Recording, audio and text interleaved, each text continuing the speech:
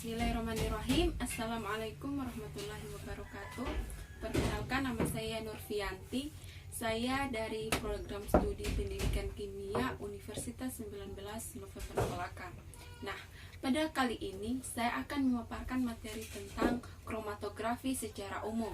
Nah, adapun subpokok bahasan yang akan saya bahas pada kesempatan ini, yang pertama mengenai definisi kromatografi, kemudian yang kedua mengenai konsep komponen utama kromatografi, dan yang ketiga mengenai prinsip kerja kromatografi. Nah, untuk lebih jelasnya silakan disimak videonya. Pembahasan pertama yaitu mengenai definisi kromatografi. Kromatografi merupakan suatu proses pemisahan yang mana analit-analit dalam sampel terdistribusi di antara dua fase, yaitu fase diam dan fase gerak. Fase diam dapat berupa bahan padat atau porus dalam bentuk kecil atau dalam bentuk cairan yang dilapiskan pada pendukung padat atau dilapiskan pada dinding kolom. Fase geraknya dapat berupa gas atau cairan.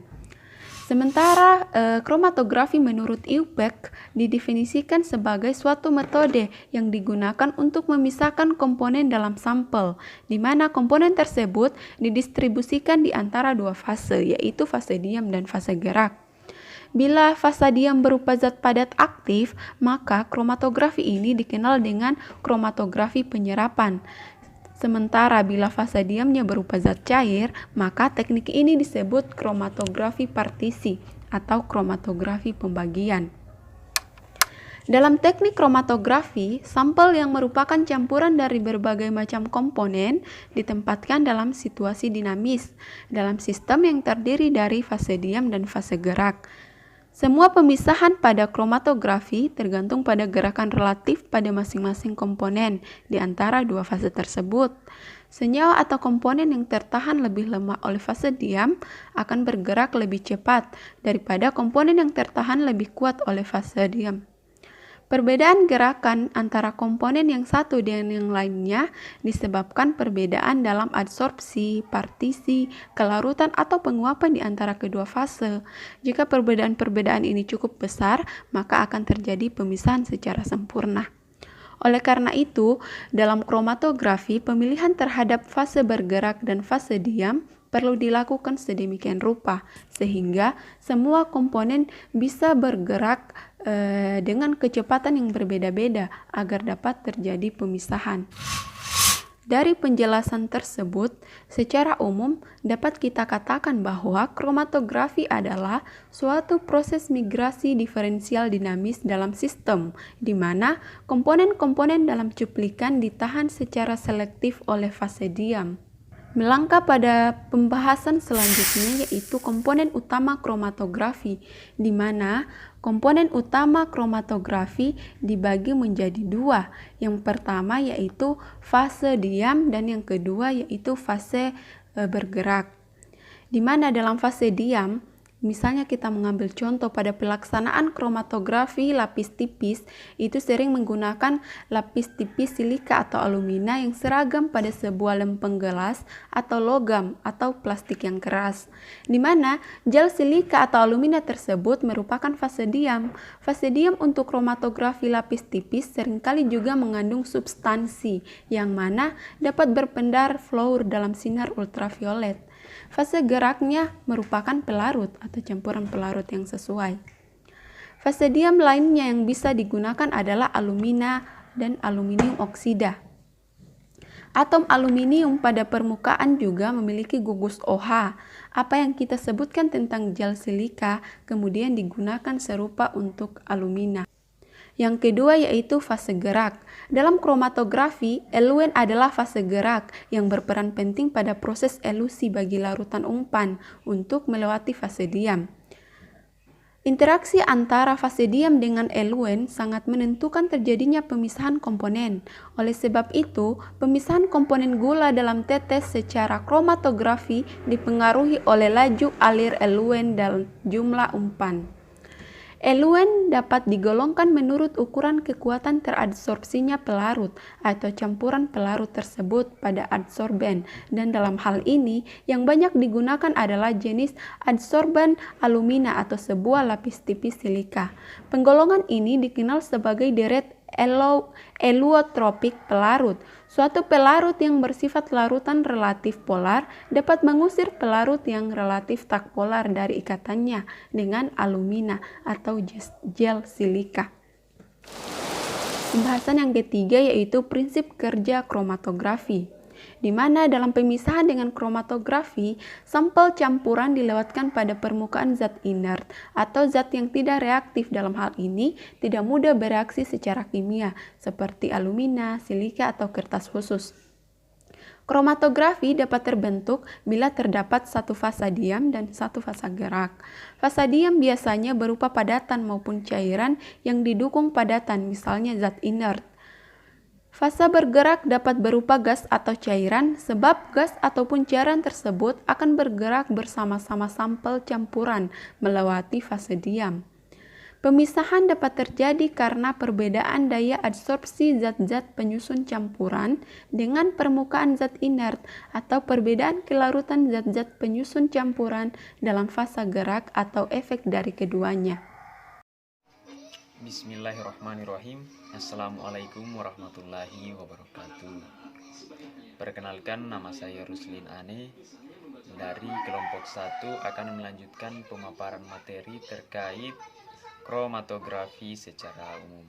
Nah, materi-materi yang akan saya paparkan antara lain jenis-jenis kromatografi, kemudian aplikasi kromatografi, manfaat kromatografi, dan cara pengklasifikasian kromatografi. Nah, untuk lebih jelasnya silakan simak ini. Jenis-jenis kromatografi antara lain yang pertama kromatografi kertas, kromatografi lapis tipis, kromatografi kolom, kromatografi gas, liquid kromatografi atau LSC, liquid solid kromatografi atau LSC, ion exchange kromatografi, exclusion kromatografi. Jadi, kromatografi kertas ini ialah kromatografi yang menggunakan kertas selulosa murni yang mempunyai afinitas besar terhadap air atau pelarut polar lainnya. Kromatografi kertas digunakan untuk memisahkan campuran dari substansi menjadi komponen-komponennya. Pelarut bergerak lambat pada kertas, komponen-komponen bergerak pada laju yang berbeda, dan campuran dipisahkan berdasarkan pada perbedaan bercak warna. Selanjutnya, kromatografi lapis tipis atau KLT ialah cara pemisahan campuran senyawa menjadi senyawa murninya dan mengetahui kuantitasnya yang digunakan. Kromatografi lapis tipis dapat digunakan untuk memisahkan senyawa-senyawa yang sifatnya hidrofobik seperti lipida-lipida dan hidrokarbon yang sukar dikerjakan dengan kromatografi kertas. Pada cara penggunaan KLT ini hampir sama dengan penggunaan kromatografi kertas, hanya saja pada KLT fase diamnya menggunakan plat gelas atau logam atau aluminium foil, sedangkan pada kromatografi kertas menggunakan kertas saring. Selanjutnya ada kromatografi kolom, ialah kromatografi yang menggunakan kolom sebagai alat untuk memisahkan komponen-komponen dalam campuran. Didasarkan pada absorpsi komponen-komponen campuran dengan afinitas berbeda terhadap permukaan fasa diam. Absorben bertindak sebagai fasa diam dan fasa geraknya adalah cairan yang mengalir membawa komponen campuran sepanjang kolom. Sampel yang mempunyai afinitas besar terhadap absorben akan secara selektif tertahan dan afinitasnya paling kecil akan mengikuti aliran pelarut. Selanjutnya ada kromatografi gas, ialah proses pemisahan campuran menjadi komponen-komponennya dengan menggunakan gas sebagai fasa bergerak yang melewati suatu lapisan serapan atau sorban yang diam.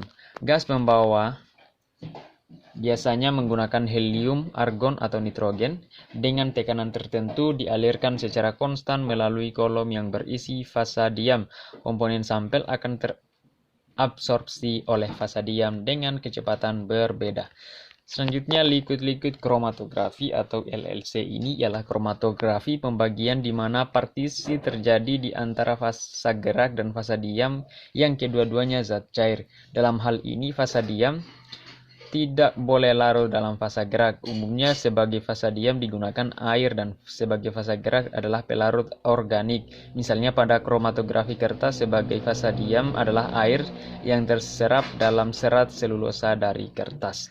Selanjutnya ada liquid solid chromatografi atau LSC, ialah kromatografi penyerapan. Sebagai adsorben digunakan silika gel, alumina, penyaring molekul atau gelas berpori dipak dalam sebuah kolom di mana komponen-komponen campurannya dipisahkan dengan adanya fasa gerak. Kromatografi kolom dan kromatografi lapis tipis TLC atau TLC merupakan teknik pemisahan yang masuk dalam golongan ini. Selanjutnya, ion eksange kromatografi. Teknik ini digunakan zeolitas resin organik atau anorganik sebagai penukar ion. Senyawaan yang mempunyai ion-ion dengan afinitas yang berbeda terhadap resin yang digunakan dapat dipisahkan. Analisa asam-asam amino adalah yang umum dilakukan dengan cara ini. Contoh lain adalah asam-asam nuklear dalam analisis garam anorganik. Dan yang terakhir, exclusion chromatografi. Dalam teknik ini, gel non-ionik berpori banyak dengan ukuran yang sama digunakan untuk memisahkan campuran berdasarkan perbedaan ukuran molekulnya. Molekul-molekul yang kecil akan memasuki pori-pori dari gel, sedangkan molekul besar akan melewati sela-sela gel lebih cepat bila dibandingkan dengan molekul yang melewati pori-porinya.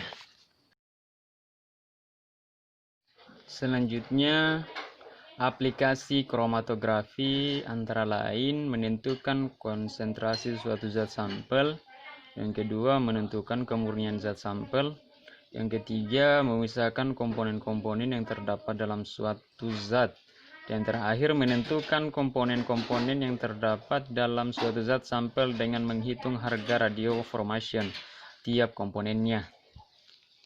Selanjutnya, keuntungan kromatografi. Yang pertama, pemisahan, analisis, dan pemurnian yang tepat dimungkinkan menggunakan kromatografi. Yang kedua, membutuhkan volume sampel yang sangat rendah. Yang ketiga, bekerja pada berbagai sampel, termasuk obat-obatan, partikel makanan, plastik, pestisida, sampel udara dan air, dan ekstrak jaringan. Selanjutnya, komponen campuran yang dipisahkan oleh kromatografi dapat dikumpulkan secara terpisah. Yang terakhir, dapat digunakan untuk memisahkan campuran yang sangat kompleks. Selain itu juga, keuntungan daripada kromatografi ini antara lain, bisa juga metode pemisahannya yang cepat dan mudah, menggunakan peralatan yang murah dan sederhana, kemudian hanya membutuhkan campuran cuplikan yang sangat sedikit sekali, bahkan justru tak mungkin menggunakan jumlah yang besar dalam kromatografi. Kemudian percobaan ini juga dapat diulang. Itu dia sedikit tambahan mengenai keuntungan daripada kromatografi. Selanjutnya, manfaat kromatografi. Yang pertama, pemurnian dari hasil reaksi sintesis kimia. Yang kedua, isolasi senyawa aktif dalam bahan alam.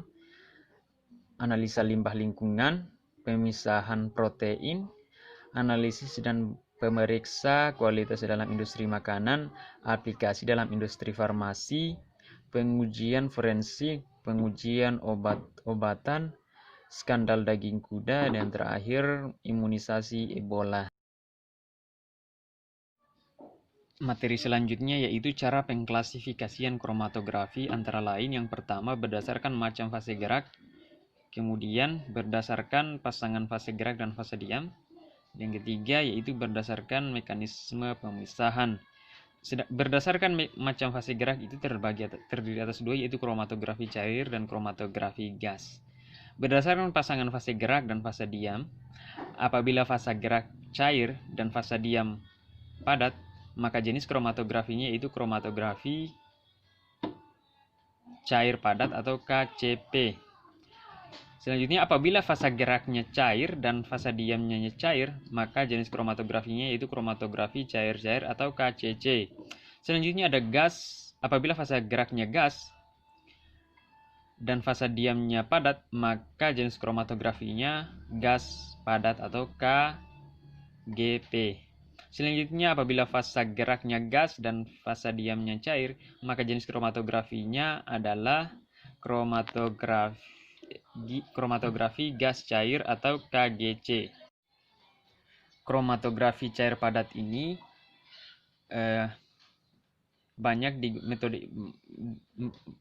banyak digunakan untuk analisis biokimia dan organik. Teknik pelaksanaannya dilakukan dengan kolom kaca di mana fase diam dapat dipilih silika, gel, atau alumina. Selanjutnya yaitu kromatografi cair-cair, menggunakan fase diam berupa lapisan tipis cair yang terserap pada padatan inert berpori yang berfungsi sebagai fase pendukung. Selanjutnya kromatografi gas padat. Kromatografi jenis ini pada awalnya kurang berkembang. Namun penemuan jenis padatan baru sebagai hasil riset memperluas penggunaan metode ini. Selanjutnya kromatografi gas cair disebut juga sebagai kromatografi fase uap. Metode ini paling banyak digunakan karena efisien, serbaguna, cepat, dan pK.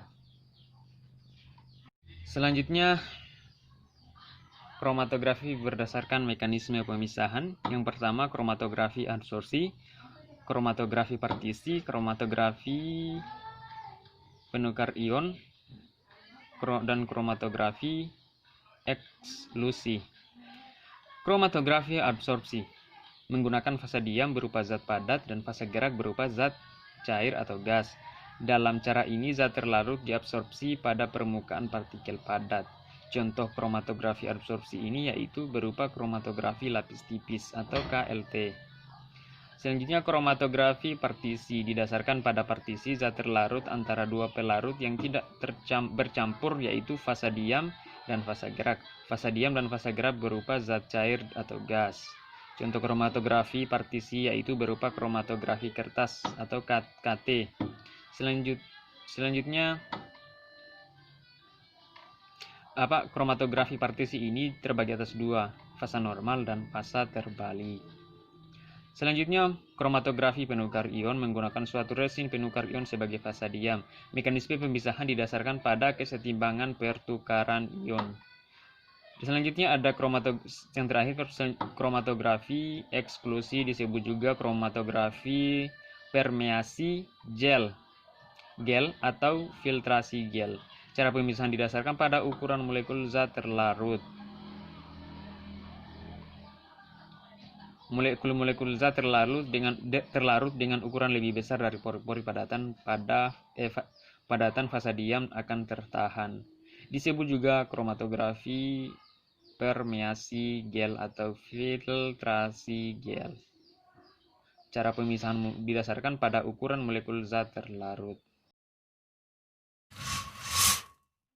Baik, itulah pemaparan materi dari kami. Sampai jumpa di pertemuan selanjutnya.